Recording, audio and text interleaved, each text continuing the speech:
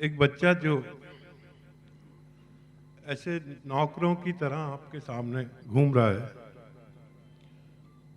और ना किसी से कुछ बोलता है, बस काम ही करे जाता है। मैंने उसको अभी तक बैठे हुए नहीं देखा। और वो इतना बड़ा ऑफिसर है, उस ऑफिसर से भी बड़ा वो उस चीज़ की कमी को पूरा कर रहा है, क्योंकि मेरा बेटा साहिल दुबई से यहाँ पहुँच नहीं पाया, तो उसकी पूरी कमी को यहाँ कर रहा है।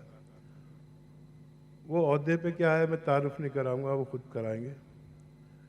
लेकिन ऐसे बच्चे बहुत कम होते हैं कि उसने किसी को नहीं बताया। मैंने मालूम किया, एंकर से मालूम किया और दूसरों से मालूम किया, उसने अपना तारुफ ही नहीं कराया, बस काम ही करता रहा। उसका नाम है आसिफ, कश्मीर से है।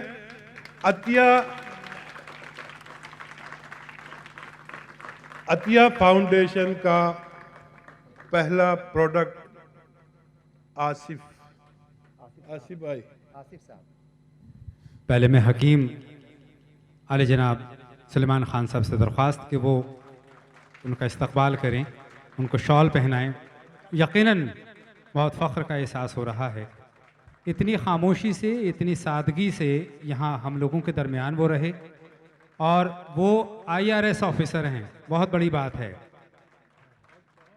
और कि अभी इनकी शादी हुई है और एक शॉल इनके लिए, एक इनकी जोजा के लिए। मुबारकबाद के साथ, शादी की मुबारकबाद के साथ बहुत बहुत शुक्रिया। और चंद अल्फाज के लिए मैं IRS जनाब आसिफ यूसुफ साहब से दरख्वास्त करूंगा, बराए करम चंद अल्फाज यहाँ से अदा करें। पहले तो थैंक यू सो मच। शायद मैं ये चीज़ तो डिज़र्व भी नहीं करता। हकीम साहब ने बोला, मतलब, और मतलब ये सारी चीज़ें तो मतलब ऐसी होती है कि मैं यूजुअली ऐसे मौक़ों पे साहिल सर बोलते भी है कि मैं इंट्रोवर्ट हूँ, और मैं कुछ बोल भी नहीं पाता हूँ स्टेज पे। शायद स्टेज फियर भी है। But thank you so much. And first of all, मतलब मैं आप लोगों से माजरत चाहता हूँ कि आप लोगों ने बहुत वेट किया।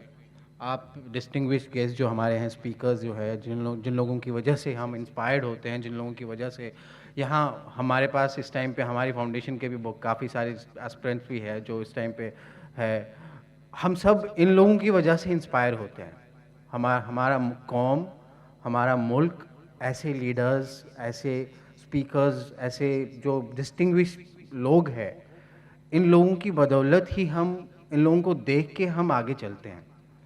और ये मौके पे भी जो बातें इन लोगों ने हमें आज बोली, कुछ ऐसी बातें थी कि मतलब हम जो यंग जनरेशन है, हम अगर गौर व फिक्र करें, उन बातों पे चले, तो मुझे लगता है कि हम उस रास्ते चले जो हमें आज इन लोगों ने बोला। मतलब मैं सुन रहा था, there were words spoken about कि हमारे मुल्क को क्या चाहिए, हमारे कौम को क्या चाहिए। वो ये है कि हमारे कौम को इस टाइम पर एजुकेशन चाहिए, और उससे बड़ा, उससे तेज़, मतलब एजुकेशन बोला जाता है कि is the shortest tool for empowerment, and that's what we need as a country. और यहाँ पे मतलब सब डिस्टिंग्विश्ड गेस्ट जो है वो इस टाइम पे यहाँ पे है, जो हमारे पीछे, मतलब हमारे यहाँ पे बच्चे बैठे हैं। मतलब बहुत खुशी होती है उन लोगों को देख के यहाँ पे, क्योंकि ये लोग और ही ज़्यादा हम लोगों को मोटिवेट करते हैं कि नहीं, हम लोगों को और काम करना है ताकि इन लोगों का मुस्तकबिल आगे अच्छा हो, बहुत अच्छा हो, और इस मुल्क के लिए अच्छा हो।